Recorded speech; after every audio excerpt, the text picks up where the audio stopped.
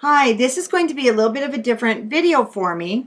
Last night, Barbi Wagner, she is in a couple of groups with me, but she posted this in Mini Album Swap Some More. That's a swap group on Facebook that I've been in for a couple of years now. And she was showing with how to make the innards for your shaker card. I know it's pretty shiny. And how to do it with our food seal. So she asked if I would do this video because I thought it was such a wonderful idea. You may already know this, but I'm going to go ahead and do the video and show you because there are a couple of tricks that I found out while doing this. So what I'm going to do is I'm going to just start with your basic, the page protector. And I'm sorry about this glare. There you go. And what I'm going to do, and it doesn't matter where, I'm just kind of starting, actually I bought the 8x8 picture ones. No, I didn't. Let me show you what I bought. Well, they had the paper in it anyway. They're just your basic page protectors. They're the 8.5 by 11.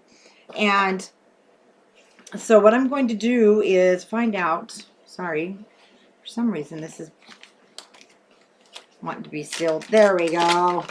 That's where the page goes in. So you do already have this finished size, but it doesn't really matter where you cut it. So got to move my cat off my cutter. I'm going to cut a 4-inch piece. Oh, here we go. This one will be great. Okay, so if you were into shaker cards, this one that I cut off, and it's kind of hard to see, so let me get it. It's right here. So this one is cut a little over 4 by 3 because it was just a piece left from the last one I did. And as you can see, it's already, basically sealed at the bottom, so I won't have to do anything. Now, when you make the shaker card, the idea is you put this down and then you'll have a frame or something decorative to go around it to hide those edges. So what we're going to do, and I'm going to lift this up on your, if you have I have the Ziploc, and you have a vacuum and seal, cancel, and a seal. So we're just going to be using our seal. And I know there's a couple of different models, but they're all the same. You basically have the heat strip right here. And of course, mine, you're supposed to, I don't want to go clear up there. I don't need that much of a border. So I'm just going to lay this across just where this edge meets. Anywhere is fine, even if you just go in half. But you got to remember, it's going to take up some of the space. So you want to make it, cut your plastic bigger than what you need because you can trim it. We're just going to put seal. We don't want to vacuum it. So if you don't want to go out and buy a fuse tool, you can use this for a lot of things, let me tell you. So that's done. And now we have that side is sealed. Wait a minute, I could have sworn one of these sides. Okay, well, we're just going to do all the sides. And you do want to put it in there pretty straight because I noticed if you don't, it does go a little cockeyed, but it's okay because you're usually going to cover that anyway. Now, this is just like if you're sewing and you need to leave an end open, so you don't want to seal all 4 sides. We're just going to go ahead and you can seal either the top one, you can seal this middle one, choice is yours. You just need an open edge. And even though we're not going to use our vacuum, I'm going to show you there is a little trick that we have to do after we're all done. Okay, now for the sake of the video, I'm not going to worry about adding so much stuff, but let me just go here. So I just have these little glass beads. I'm going to just pour that into my pocket.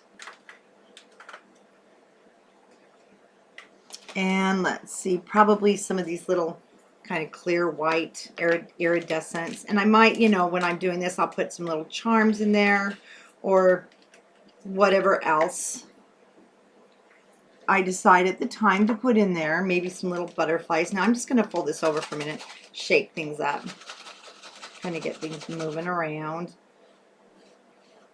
Okay. Now, when you're done, we're going to just go ahead and seal it again. And we're, like I said, we're not doing the vacuum. We're just hitting seal. That's it.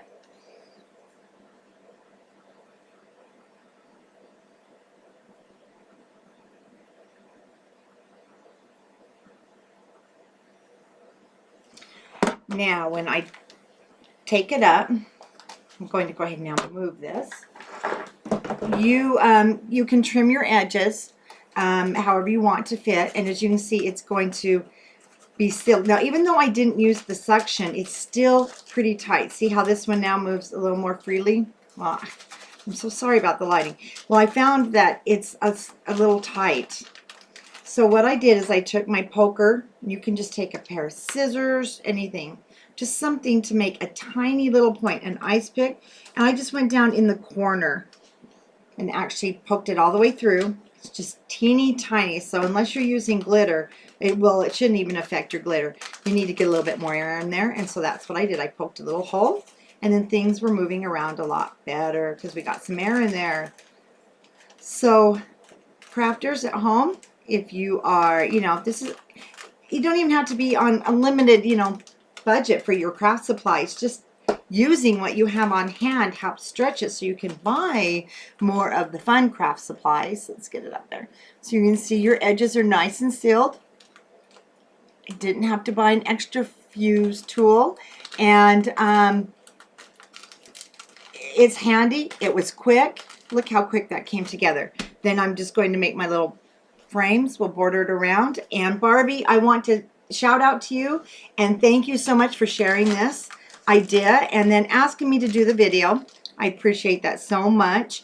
And join us on Mini Album Swap Some More on Facebook, or you can join us on Scrapbookers of Country Craft Creations, and that is where we share all these wonderful ideas. So thank you for watching, and if you have any questions, hop on over to Facebook and we can answer them for you. Thanks for watching, and thanks again, Barbie.